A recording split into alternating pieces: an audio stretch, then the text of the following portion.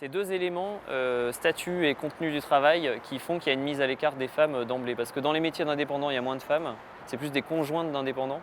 Et dans les métiers du transport, il y a toujours beaucoup de préjugés sur la conduite, mais aussi sur les charges physiques, les capacités physiques. Il va y avoir souvent deux critiques, c'est les charges à porter comme les valises pour les clients, etc. Est-ce qu'elles sont capables de le faire? Et puis en cas d'agression, est-ce qu'elles sont capables de se défendre? D'où le fait qu'il y ait beaucoup de questionnements des collègues sur comment arrivent-elles à travailler la nuit en fait, avec les risques d'agression.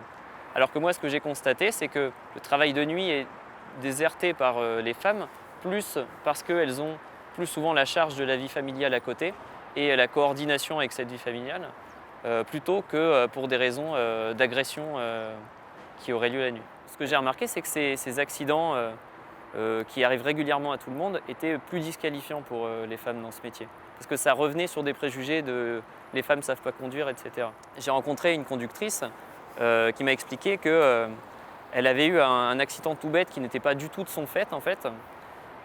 C'était une borne qui s'était relevée sous son taxi et qui avait emporté le pare-choc du véhicule.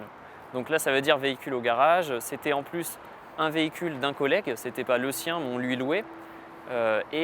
C'était pas du tout de sa faute. Mais cette faute l'a disqualifiée auprès des collègues qui ensuite ne voulaient plus lui refiler de course et surtout lui accorder plus de crédit sur sa capacité à conduire. Et ça, pas seulement au niveau des collègues d'ailleurs, ça peut être aussi vis-à-vis des loueurs, vis-à-vis des entreprises du milieu du taxi.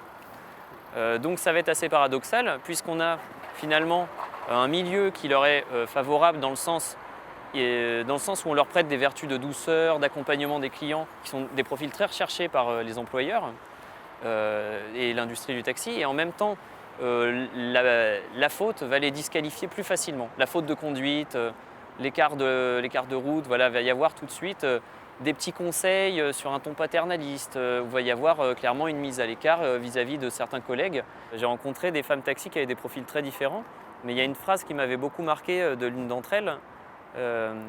C'est une femme taxi qui était locataire depuis pas mal de temps, donc elle louait son taxi à la journée.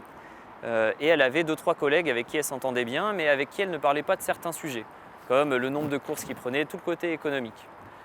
Et finalement, elle m'a dit, quand je lui ai demandé comment elle s'était fait accepter, parce qu'elle travaillait la nuit, donc la nuit, il y a toujours...